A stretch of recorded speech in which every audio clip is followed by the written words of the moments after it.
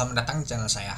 Di video kali ini, saya akan bahas tentang IPO perusahaan PT Prima Multi Usaha Indonesia Tbk atau bisa disingkat dengan kode emiten yaitu PMUI.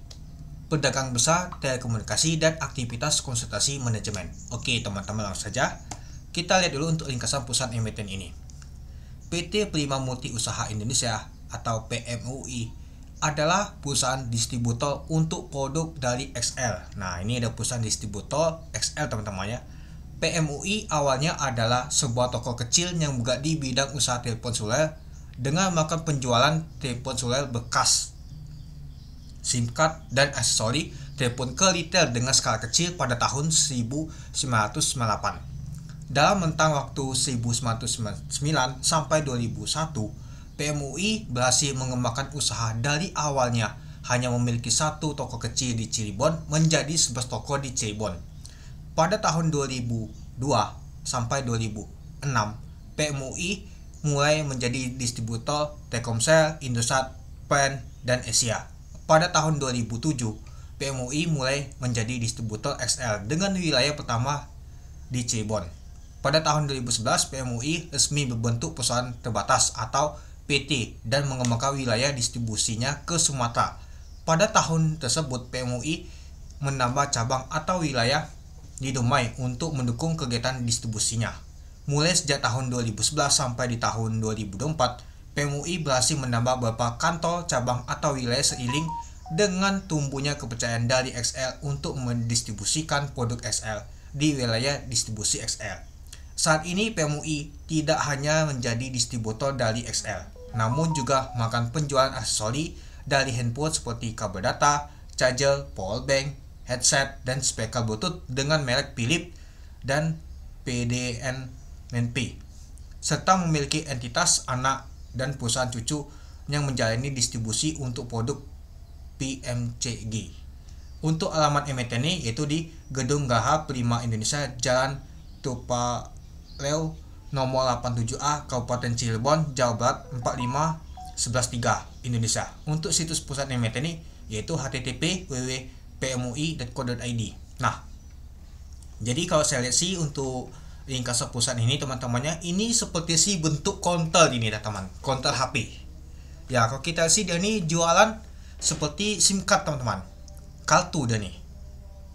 Dan juga ya kalau kita sih ada jual kabel data, charger, power bank, headset, dan lain-lain. Ya jadi ya kalau saya simpulkan ya dulu tuh dia tuh bentuknya ini counter HP teman-teman, tapi berkembang terus sampai dia bentuk PT itu. Oke. Nah, ini dia teman-teman ya, ada langsung distributor ini teman-temannya untuk jaringan XL-nya, distribusinya. Ini prospek untuk usaha. Nama tuh kalau kita sih market leader-nya teman-temannya, XL paling lama di jualan. Lalu ada Telkomsel, Indosat, Smartpen, dan juga lain-lain teman-teman itu. Nah, jadi ini dia produknya teman-teman. Pulsa elektrik dijualan teman-teman. Paket data. Ada charger HP tadi. Ya mungkin cuannya dari sinilah semua teman-teman itu. Ya, jadi kalau ke sales sih ya seperti bentuk counter HP dia teman-teman. Tapi sudah berkembang dia itu. Oke, kita lanjut lagi ke informasi perusahaan IPO. Jumlah saham ditawarkan adalah 1.160.000.000 lembar saham dari atau 11.600.000 lot dari total saham, yaitu dicatatkan 20%. Harga penawarnya dari 160 sampai 180. Dana diperoleh sekitar 185 miliar sampai 208 miliar. Untuk penawaran awalnya di tanggal 24 Juni sampai 26 Juni tahun 2025. Untuk penawaran umumnya di tanggal 2 Juli sampai 4 Juli tahun 2025. Untuk pencatatan saham yaitu di tanggal 4 Juli tahun 2025. Untuk pencatatan saham di Bursa Efek Indonesia di tanggal 8 Juli tahun 2025. Untuk underwriternya yaitu BQ, Korea Investment and Sekuritas Indonesia, masuk ke papan pengembangan. Nah, kalau kita sih lumayan juga teman-temannya, dia mau memperoleh dana yaitu sekitar 185 sampai 208 miliar itu. Oke, kita lanjut lagi ke rencana penggunaan dana ini. Yang pertama, sekitar 26,76% akan digunakan untuk pembelian tanah dan bangunan milik pihak apresiasi perusahaan yaitu Agus Susanto yang merupakan direktur utama. Nah, jadi kalau kita sih Dani mau beli tanah tapi pemiliknya sendiri teman-temannya. Yang kedua, sekitar 29,73% akan digunakan untuk memberikan pinjaman kepada anak usahanya yaitu PT Geraha Prima Mentari Tbk dengan suku bunga pinjaman yaitu 9% dan jangka waktu pinjaman 5 tahun. Nah itu. Ya kalau kita sih dia untuk nama tuh diberikan pinjaman kepada perusahaan anak teman-teman itu. Ya ini teman-teman bisa lihat sendiri teman-temannya di sini. Nah sisanya akan digunakan untuk modal kerja perusahaan berupa pembelian persediaan. Nah jadi kalau kita lihat sih untuk rencana penggunaan dana ini ya oke lah teman-teman. Ya kalau teman-teman tanya ya itu kan untuk pembelian tanah. Ya mungkin kita sudah lihat beberapa kali teman-temannya rencana penggunaan dana ini. Sering banget terjadi nama untuk pembelian tanah ya. Contohnya waktu lalu tuh NES teman-temannya pembelian tanah juga untuk bangun sarang walet. Nah itu sering banget terjadi teman-teman. Oke, kita lanjut lagi. Nah untuk lebih lengkapnya teman-teman bisa baca di bab 2 di proposal ini itu. Nah kita lihat yaitu struktur pemegang saham. Sebelum IPO nilai nominalnya itu 50 per saham teman-teman. Kalau kita sih ada Rudi Susanto Wijaya Kaswan, lalu ada Agus Susanto. Nah Agus Susanto tadi teman-temannya dia jual tanah, dia PT-nya perusahaan ini yang belinya itu. Nah lalu masyarakat. Jadi jumlah modal dan ditetapkan setor penuh adalah sekitar 5,8 miliar itu. Oke, kita lanjut lagi teman-teman, yaitu pembatasan atas saham yang diterbitkan sebelum penahanan umum. Sesuai dengan peraturan OJK nomor 25 tahun 2017 untuk setiap perolehan saham yang dilakukan pada harga yang lebih rendah dari harga penawaran dan terjadi dalam jangka waktu 6 bulan sebelum penyampaian pernyataan pendaftaran dalam rangka penahanan umum dilarang untuk dialihkan sebagian atau seluruh kepemilikan sampai dengan 8 bulan setelah pernyataan pendaftaran menjadi efektif itu. Nah ini saya ringkas saja teman-temannya. Selanjutnya perusahaan juga telah melakukan penunjukan ke Rudi Susanto Wijaya Kasman dan juga Agus Susanto sebagai pihak pengendali perusahaan berdasarkan akte berita acara rapat umum pemegang saham luar biasa yaitu PT Prima Multi Usaha Indonesia nomor 10 tanggal 17 Maret tahun 2025 yang dibuat di hadapan, nah ini teman-temannya kalau kita sih di hadapan notaris teman-temannya. Nah Muhammad Enardi warga negara SH MBA MKN notaris di Kabupaten Cirebon sesuai dengan ketentuan peraturan OJK nomor 3 2021 dan peraturan OJK nomor 45 tahun 2024.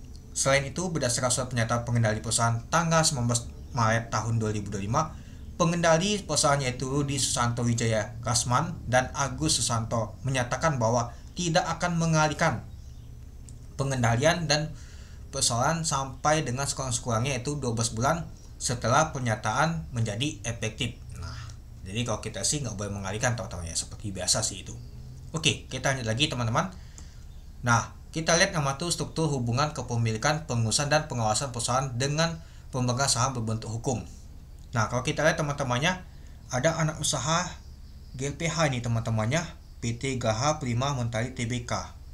Ya, jadi kalau kita lihat sih ini induknya nih teman-teman, yaitu PIM ini. Nah, ada juga anak usaha yang lain juga teman-teman. Nah, ini Rudi Susanto Wijaya Kasman yang paling banyak dan juga Agus Susanto teman-teman itu. Lalu masyarakat 13,3% itu dia. Oke, kita lanjut lagi ke laporan keuangannya teman-teman. Nah, kalau kita sih sampai di tahun 2024 ya. Untuk jumlah asetnya kalau kita di tahun 2022 ke tahun 2023 ternyata mengalami penurunan. Di tahun 2023 jadi mengalami kenaikan ya teman-teman. Nah, jadi kalau kita perhatikan sih di tahun 2022 tuh meningkatnya tuh lumayan banget teman-teman. Tapi saya heran kenapa di tahun 2023 tuh dia mengalami penurunan. Lalu di tahun 2024 meningkat lagi dia untuk jumlah asetnya. Kalau kita lihat untuk jumlah liabilitasnya teman-temannya di tahun 2022 ke tahun 2023 mengalami penurunan. Nah, mungkin ya kalau kita sih utangnya tuh nurun dia teman-teman ya, mungkin karena utangnya nurun ini ya jadi jumlah aset tuh mengalami penurunan. Lalu di tahun 2024 dia mengalami kenaikan lagi. Untuk jumlah ekuitasnya teman-teman, kalau kita sih di tahun 2022 lumayan sih mengalami meningkatnya lumayan teman-teman 245. Di tahun 2023 mengalami penurunan. Nah, di tahun 2024 dia mengalami kenaikan lagi. Nah, jadi kalau kita sih dari tahun ke tahun untuk ekuitas ini mengalami peningkatan itu. Oke, kita lanjut lagi teman-teman, yaitu laporan laba rugi dan transaksi komprehensif lainnya. Kalau kita lihat teman-temannya untuk penjualannya nih dari tahun ke tahun ya mengalami kenaikan sih. Tapi di tahun 2024 aja sih agak sedikit menurun teman-teman ya. Tapi kalau saya perhatikan sih agak stabil aja teman-teman, nggak tahu naiknya itu signifikan banget itu. Nah, kita langsung saja teman-teman. Kita lihat nama tuh laba neto tahun berjalannya. Di tahun 2022 ke tahun 2023 tuh mengalami peningkatan yang sangat signifikan banget ya, hampir 100% teman-temannya. Nah di tahun 2024 meningkatnya tuh sedikit, nggak tahu besar juga teman-teman ya. Jadi kalau kita perhatikan sih dari tahun ke tahun mengalami peningkatan yang cukup lumayan lah. Yang penting stabil aja teman-teman itu. Oke, kita lanjut lagi ke rasio keuangannya. Nah kita lihat teman-teman. Nah untuk penjualan netonya di tahun 2022 ya kalau kita perhatikan minus teman-teman. Di tahun 2023 meningkat. Nah di tahun 2024 ternyata minusnya tuh 7,60% untuk penjualannya. Nah kalau kita lihat untuk laba neto tahun berjalannya ya di tahun 2022 menurun dia. Di tahun 2023 meningkat lumayan juga. Dan di tahun 2024 ternyata meningkatnya tuh hanya 3,92% itu. Ya kalau kita sih aset dan liabilitas tadi sudah kita lihat teman-teman itu. Ini presentasinya untuk pertumbuhannya itu. Oke, kita lanjut lagi ke bijakan dividen. Setelah penahanan umum perdana saham ini mulai tahun buku 31 Desember tahun 2025, artinya dia mulai itu di tahun 2026 dia teman-teman. Manajemen perusahaan bermaksud membayarkan dividen tunai kepada pemegang saham perusahaan dalam jumlah sebanyak-banyaknya 50% atas laba bersih tahun berjalan perusahaan. Besarnya pembagian dividen akan bergantung pada hasil kegiatan usaha dan arus kas perusahaan serta prospek usaha, kebutuhan modal kerja, belanja modal dan rencana investasi perusahaan di masa yang akan datang dan memperhatikan pembatasan patuan dan kewajiban lainnya itu. Nah, untuk lebih lengkapnya teman-teman bisa baca prospektusnya teman-temannya untuk nama tuh dividen ini. Biasanya sih di bab 10 itu. Oke, kita lanjut lagi ke polisi untuk PMUI ini. Nah, kalau kita sih untuk harga di 160 dan juga di 180. Untuk PBP-nya yaitu di 160 yaitu 3,66 kali, untuk di 180 yaitu 4,12 kali. Untuk PEL-nya di 160 yaitu 18,70 kali, untuk di 180 yaitu 21,04 kali. Untuk BP sama 43,72, untuk DOL juga sama 5,40%, untuk E juga sama 19,57%. Untuk EPS yaitu 8,56. Untuk jumlah saham yang disetorkan penuntut tadi adalah 5,8 miliar. Untuk ekuitas yaitu 253 miliar.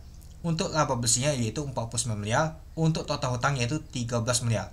Untuk market cap di 160 yaitu 928 miliar. Untuk market cap di 180 yaitu 1 triliun. Nah jadi kalau kita lihat untuk namanya tuh policy ini standar aja teman-temannya. Nggak terlalu murah, nggak mahal ya teman-teman ya, standar aja kalau saya perhatikan ini teman-teman itu. Oke. Kita masuk kesimpulan teman-teman.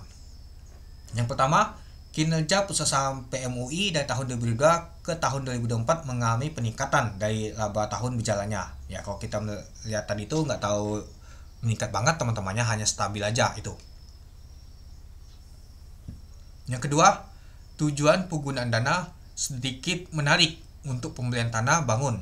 Ya kalau kita sih ya pembelian tanah bangun tadi ya punya aplikasi sendiri teman-temannya, punya pemiliknya sendiri sih beli itu, dan dipinjamkan kepada perusahaan anak, sisanya untuk modal kerja itu seperti kita tadi teman-teman rencana penggunaan dana. Yang ketiga, untuk underwriter dari IPO saham PMUI ini adalah BQ, terakhir bawa udang 1 kali ALA, dan juga untuk single atau solo penangawal oil 4 kali ALA. Nah kalau kita lihat teman-temannya ini dia untuk track record untuk Korea Investment Sekuritas yaitu BQ. Kalau kita lihat di tahun 2001 oil sendirian aja 4 kali A. Tapi kalau teman-teman pernah ikut, saya pernah ikut, dia kalau gak salah sih open ala goyangan, habis itu dikunci ala. Selanjutnya ya begitu terus teman-teman jalan, kunci ala, tapi nggak nama tuh ok ala teman-teman itu. Nah kalau di tahun 2022 ya di collab nih teman-temannya Asaya 5 kali ala, untuk UDNG 1 kali ala teman-teman itu. Nah jadi kalau kita sih untuk nama tutup ikon untuk BQ ini ya masih 100% masih ditutup A semua teman-teman itu. Oke, kita lanjut lagi. Nah kita lihat untuk nama nomor 4 itu untuk IPO saham untuk PMUI tergolong standar policy-nya. Kalau dilihat masih oke lah teman-teman, nggak tahu mahal, nggak tahu murah juga teman-teman. Ya jadi ya masih standar lah teman-teman itu. Yang kelima, IPO saham PMUI akan barengan listing sama CDA Blok Pesat jika tidak ada perubahan, dan ada IPO lain juga seperti Koin, ASPL, Cek, Meli yang cukup ramai banget teman-teman itu. Nah yang keenam, IPO saham PMUI lebih cocok mempakai momentum jangka pendek aja yaitu IPC aja itu. Nah kalau saya sih untuk PMUI ini ya biasa saja teman-temannya, standar aja.